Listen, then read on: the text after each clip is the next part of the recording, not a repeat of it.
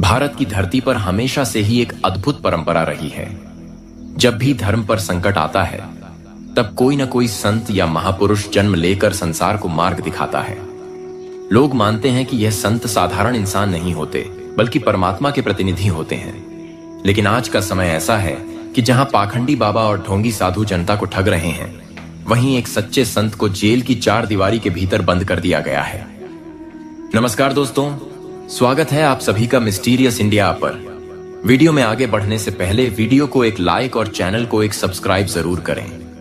यह खबर धीरे धीरे पूरे देश में फैल रही थी कि जेल के अंदर कोई चमत्कार हो रहा है।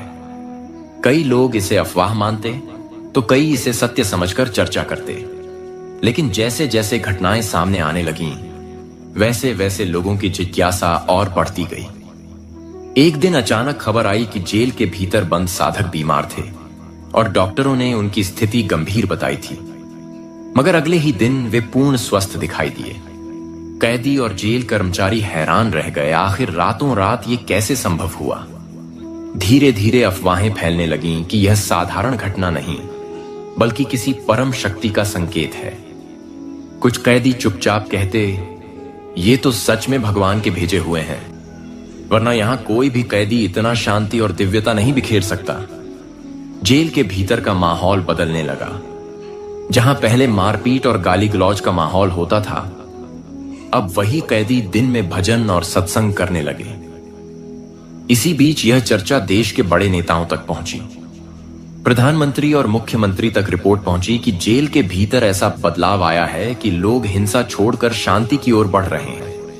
नेताओं ने पहले इसे मजाक समझा, लेकिन जब लगातार रिपोर्टें आईं, तो उनके मन में भी संदेह जागा। आखिर जेल के अंदर ऐसा कौन सा बल काम कर रहा है जिसने कुख्यात कैदियों तक को नरमी और भक्ति की राह पर ला खड़ा किया। धीरे धीरे यह बात राजनैतिक गलियारों में चर्चा का विषय बन गई। क्या वाकई यह संत कोई दिव्य शक्ति लेकर आए हैं? क्या ये सच में परमात्मा के दूत हैं? एक दिन जेल में अचानक रोशनी फैल गई। कुछ कैदियों ने बताया कि उन्होंने अपने कक्ष में अद्भुत चमक देखी, मानो किसी देवता का प्रकाश हो। वे सब डरे भी और आश्चर्यचकित भी। जब सुबह जेलर ने इस बारे में पूछा, तो कैदियों ने एक स्वर में कहा, सर, हमने कोई सपना नहीं देखा, यह सब वास्तविक था। धीरे धीरे यह बात बाहर आई और आम जनता तक पहुंच गई। सोशल मीडिया पर वायरल हुआ, जेल में बंद संत ने चमत्कार दिखाया, कैदियों का जीवन बदल गया। लोगों में कौतूहल बढ़ा। लाखों लोग जानना चाहते थे कि असल में वहां हो क्या रहा है। जब यह खबर प्रधानमंत्री और मुख्यमंत्री तक पहुंची, तो दोनों के मन में जिज्ञासा पैदा हुई। प्रधानमंत्री ने सोचा, अगर सच में जेल में चमत्कार हो रहा है, तो यह कोई साधारण व्यक्ति नहीं हो सकता। वहीं मुख्यमंत्री के मन में भी द्वंद्व था। अगर यह सच है तो इतिहास पलट सकता है। दोनों नेताओं ने गुप्त रूप से जानकारी लेने का निर्णय लिया। इधर जेल में बंद संत शांत भाव से अपने साधकों को ज्ञान दे रहे थे। यह संसार एक नाटक है और हर आत्मा परमात्मा की संतान है। केवल सच्चे नाम का ज्ञान ही मुक्ति दे सकता है।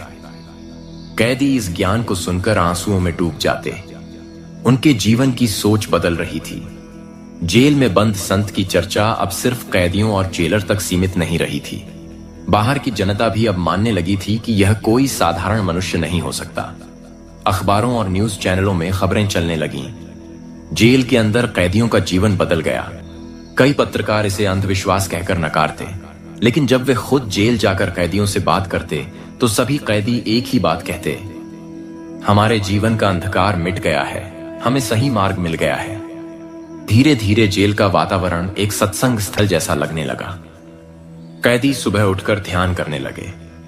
झगड़े बंद हो गए और नफरत की जगह प्रेम ने ले ली। जेल प्रशासन को यह सब देखकर आश्चर्य हुआ। उन्होंने सरकार को रिपोर्ट भेजी। इतिहास में पहली बार जेल के कैदियों में इतना सकारात्मक परिवर्तन देखा गया है।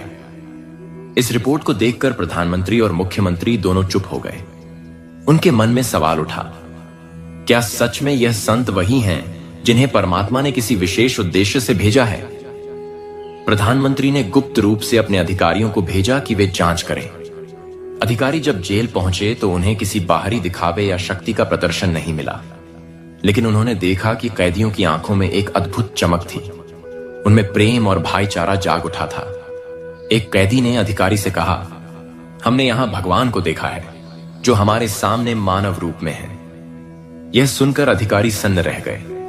उन्होंने तुरंत रिपोर्ट बनाकर प्रधानमंत्री को भेजी। यह कोई साधारण संत नहीं है, इनकी उपस्थिति ही सब कुछ बदल देती है। जेल में यह चर्चा और बढ़ गई जब अचानक एक गंभीर बीमार कैदी, जिसे डॉक्टर ने बचने की कोई उम्मीद नहीं बताई थी, वह कुछ ही दिनों में पूर्ण स्वस्थ हो गया। उसने कहा, मैं तो अंतिम सांसें गिन रहा था, लेकिन संत ने मुझे सिर्फ एक मंत्र दिया और उसी से मैं बच गया। यह सुनकर बाकी कैदियों का विश्वास और गहरा हो गया। वे सब मानने लगे कि यह सच में भगवान के भेजे हुए हैं। अब जेल का हर कोना भक्ति, ध्यान और शांति का केंद्र बन चुका था। बाहर जनता में आस्था का सैलाब उमड़ पड़ा। लोग जेल के बाहर इकट्ठा होकर केवल एक झलक पाने की कोशिश करते। पुलिस प्रशासन ने रोकने की बहुत कोशिश की, मगर लोग कहते, हमें हमारे भगवान की झलक चाहिए, हमें उनकी वाणी सुननी है। प्रधानमंत्री और मुख्यमंत्री दोनों सोच में डूब गए। एक ओर राजनीति का दबाव था, तो दूसरी ओर यह चमत्कार और लोगों का विश्वास। अगर वे इसे अनदेखा करते तो इतिहास उन्हें दोषी ठहराता, अगर मान लेते तो उनकी सत्ता और नीतियों पर सवाल उठते। इसी बीच एक चमत्कार और हुआ जिसने सबको हिला दिया। जेल के अंदर रात को अचानक बिजली चली गई। पूरा परिसर अंधकार में डूब गया, लेकिन गवाह बताते हैं कि संत की कोठरी से तेज प्रकाश फैलने लगा जिसने पूरे जेल को रोशन कर दिया। कैदियों ने कहा, यह प्रकाश हमें डर से बचा रहा है, यह कोई साधारण इंसान नहीं है। सुबह जब यह खबर बाहर पहुंची तो जनता और भी अधिक श्रद्धा से भर उठी। सोशल मीडिया पर यह वायरल हो गया। जेल में परमात्मा का प्रकाश प्रकट हुआ। अब प्रधानमंत्री ने खुद मुख्यमंत्री से कहा, हमें सच जानना होगा, यह कोई सामान्य मामला नहीं है। यदि सच में जेल में परमात्मा का प्रतिनिधि बंद है तो यह पूरे राष्ट्र के लिए बड़ा संकेत है। मुख्यमंत्री पहले संकोच में थे, लेकिन फिर उन्होंने भी माना, हां, हमें वहां जाना ही होगा। अगर यह सब झूठ है तो हम सच्चाई जान पाएंगे, और अगर यह सच है तो हम इतिहास बदलने का काम करेंगे। प्रधानमंत्री और मुख्यमंत्री दोनों ने अचानक एक दिन जेल का दौरा करने का निर्णय लिया। इस दौरे को गुप्त रखा गया ताकि मीडिया को खबर न लगे। जब वे जेल के अंदर पहुंचे तो उनके सामने का दृश्य देखकर वे अवाक रह गए। कैदी अनुशासन में बैठे थे, शांतिपूर्वक भजन कर रहे थे। जेलर ने बताया, सर, यही वे संत हैं जिनकी वजह से सब बदल गया है। इन्होंने कैदियों को नया जीवन दिया है। प्रधानमंत्री और मुख्यमंत्री जब संत के सामने पहुंचे तो उनके मन में एक अनजाना कंपन हुआ। दोनों नेताओं ने हाथ जोड़कर प्रणाम किया और कुछ देर तक बोल ही नहीं पाए। संत की आंखों में जो दिव्यता और शांति थी, उसने उनके हृदय को झकझोर दिया। प्रधानमंत्री ने सोचा, मैंने जीवन कई साधु संत देखे हैं, लेकिन यहां कैसी अनुभव पहले कभी नहीं हुआ। यह सच में कोई दिव्य आत्मा है। मुख्यमंत्री भी भीतर से कांप उठे और बोले, महाराज, आप जेल में क्यों हैं? आपकी जगह तो मंदिर में होनी चाहिए। संत ने मुस्कुराते हुए कहा, बेटा, मैं जेल में नहीं हूं। यह जेल मेरे लिए आश्रम है। बाहर के लोग सोचते हैं कि मैं बंद हूं, लेकिन वास्तव में वे लोग बंद हैं जो परमात्मा से दूर हैं। यहां रहकर मैं उन्हें वह सच्चा ज्ञान दे रहा हूं जो उन्हें मुक्ति दिलाएगा। प्रधानमंत्री और मुख्यमंत्री दोनों स्तब्ध रह गए। उनके हृदय में पहली बार यह भावना जागी कि शायद वे सच में एक दिव्य पुरुष के सामने खड़े हैं। दोनों नेताओं ने मन ही मन प्रणाम किया और सोचने लगे, क्या यह वही समय है जब परमात्मा का संदेश सीधे हमारे सामने आ रहा है? प्रधानमंत्री और मुख्यमंत्री दोनों उस संत की बात सुनकर गहरी सोच में पड़ गए। उन्होंने महसूस किया कि यह साधारण व्यक्ति नहीं है। जेल की दीवारों के भीतर बैठकर भी उनके शब्दों में ऐसी शक्ति थी जो किसी भी इंसान का जीवन बदल सकती थी। प्रधानमंत्री ने मन ही मन सोचा, मैं दुनिया के सामने नेता हूं, लेकिन असल में मैं भी उसी अज्ञान के अंधकार में भटक रहा हूं। अगर ये सचमुच परमात्मा के दूत हैं तो मुझे इनके सामने झुकना ही होगा।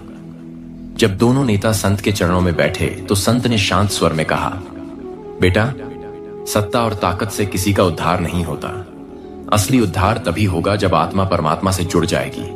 आज पूरी दुनिया भौतिकता के पीछे भाग रही है, लेकिन मुक्ति का रास्ता केवल सत्य ज्ञान में छुपा है। प्रधानमंत्री और मुख्यमंत्री इन वचनों को सुनकर गहराई से प्रभावित हुए। उन्होंने पहली बार महसूस किया कि राजनीति और पद की चमक के पीछे उनका जीवन भी अधूरा है। इसी दौरान जेल में एक और घटना घटी जिसने सबको और भी विस्मित कर दिया। रात को अचानक एक भयंकर तूफान आया। जेल की दीवारें हिलने लगीं। सभी कैदी डर से कांपने लगे। तभी संत ने कहा, डरो मत, यह सिर्फ प्रकृति की चेतावनी है। जो सच्चे मार्ग पर चलता है उसे कोई आपदा छू भी नहीं सकती। अगली सुबह जब लोग बाहर आए तो देखा कि जेल की चारदीवारी के बाहर कई पेड़ गिर गए थे, लेकिन जेल की दीवारों को कुछ भी नहीं हुआ। सभी ने इसे एक और चमत्कार मान लिया। अब यह चर्चा देश विदेश में फैलने लगी। विदेशी मीडिया तक खबर पहुंची कि भारत में एक संत जेल में बंद हैं, लेकिन वहां से चमत्कार और आध्यात्मिक क्रांति फैल रही है। हजारों लोग जेल के बाहर जमा होने लगे। वे सिर्फ यह कहते, हमें एक बार उनके दर्शन करा दो, चाहे जेल की सलाखों से ही क्यों न सही।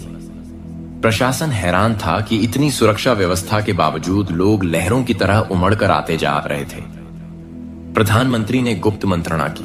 उन्होंने कहा, अगर यह सिलसिला इसी तरह चलता रहा तो पूरा देश इन्हें भगवान मान लेगा, और अगर यह सच है तो हमें भी इनके बताए मार्ग को मानना होगा। मुख्यमंत्री भी सहमत हुए। दोनों नेताओं ने तय किया कि वे एक बार फिर संत से मिलेंगे, लेकिन इस बार सवालों के साथ। वे जानना चाहते थे कि क्या वाकई ये संत परमात्मा के भेजे हुए हैं। दूसरी मुलाकात में प्रधानमंत्री ने संत से पूछा, अगर आप सचमुच परमात्मा के दूत हैं तो दुनिया में इतना दुख, इतनी हिंसा क्यों है? संत ने उत्तर दिया, बेटा, दुख इसलिए है क्योंकि इंसान परमात्मा को भूल गया है। जब लोग झूठे गुरुओं के पीछे जाते हैं, पाखंडी बाबाओं के चक्कर में पड़ते हैं, तब वे भटक जाते हैं। परमात्मा हमेशा अपने प्रतिनिधि को भेजते हैं ताकि सच्चे मार्ग पर चलने वाले बच सकें, लेकिन यह संसार ही उस प्रतिनिधि को पहचान नहीं पाता। यह सुनकर प्रधानमंत्री और मुख्यमंत्री दोनों स्तब्ध रह गए। उन्हें लगा कि यह वचन किसी सामान्य इंसान के नहीं हो सकते। तभी अचानक जेल के भीतर एक बीमार कैदी संत के पास लाया गया, जो मरने की कगार पर था। संत ने बस अपने हाथ उठाए और उसे एक नाम का उपदेश दिया। आश्चर्यजनक रूप से कुछ ही घंटों में उस कैदी की हालत सुधरने लगी। प्रधानमंत्री और मुख्यमंत्री ने यह दृश्य अपनी आंखों से देखा। उनके दिलों में यह बात बैठ गई कि यह कोई धोखा या भ्रम नहीं, सच्चाई है। अब दोनों नेताओं के मन में द्वंद्व था। एक ओर राजनीति और सत्ता का दबाव था, दूसरी ओर यह दिव्य साक्षात्कार। आखिरकार प्रधानमंत्री ने संत से कहा, महाराज, अगर आप सचमुच परमात्मा के दूत हैं तो हमें मार्ग दिखाइए। हमें बताइए कि हम अपने लोगों को किस दिशा में ले जाएं। संत ने मुस्कुराते हुए कहा, राजनीति का खेल चलता रहेगा, लेकिन अगर तुम अपने देशवासियों को सच्चा सुख देना चाहते हो तो उन्हें सच्चे नाम और सच्चे ज्ञान की ओर ले जाओ। बाकी सब अस्थाई है। सत्ता और पद कुछ समय का खेल है, लेकिन आत्मा का उद्धार शाश्वत है। प्रधानमंत्री और मुख्यमंत्री ने इस बात को हृदय से स्वीकार किया। वे जानते थे कि वे जेल से बाहर जाकर यह सब दुनिया से खुलकर नहीं कह सकते, लेकिन भीतर ही भीतर उनका दृष्टिकोण बदल चुका था। उन्होंने प्रण लिया कि वे अपने जीवन को अब केवल सत्ता के लिए नहीं, बल्कि जनता के सच्चे कल्याण के लिए समर्पित करेंगे। उसी दिन दोनों नेताओं ने संत से आशीर्वाद लिया और नतमस्तक होकर वहां से निकल पड़े। उनके चेहरे पर अब वैसी घबराहट नहीं थी, बल्कि एक गहरी शांति थी। कुछ ही समय बाद यह खबर बाहर फैली कि प्रधानमंत्री और मुख्यमंत्री दोनों जेल से लौटने के बाद बदले बदले दिखाई दे रहे हैं। उनके निर्णयों में अब पहले जैसी कठोरता नहीं, बल्कि करुणा झलकने लगी थी। जनता यह समझ नहीं पा रही थी कि आखिर यह परिवर्तन अचानक कैसे हुआ। सच्चाई सिर्फ उन्हीं को पता थी जिन्होंने संत के चरणों में बैठकर वह दिव्य अनुभूति पाई थी। यह कहानी यहीं समाप्त नहीं होती, क्योंकि संत की वाणी अब जेल की दीवारों से निकलकर पूरे देश और दुनिया में फैल रही थी।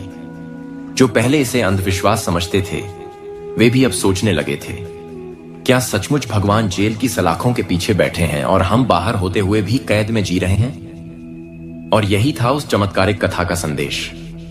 सच्चा परमात्मा कहीं बाहर नहीं, बल्कि ज्ञान और सत्य में छुपा है। जो उसे पहचान लेता है वही वास्तविक मुक्ति पाता है। ये वीडियो पसंद आई हो तो इस वीडियो को लाइक जरूर करें और नीचे कमेंट बॉक्स में सत साहिब लिखकर अपना समर्थन दें। इसे ज्यादा से ज्यादा शेयर करें ताकि सच्चाई हर किसी तक पहुंचे, और हमारे चैनल को सब्सक्राइब करना न भूलें। साथ ही बेल आइकन जरूर दबाएं ताकि आप अगली रहस्यमयी और सतलोक आश्रम की सच्ची बातें सबसे पहले देख सकें।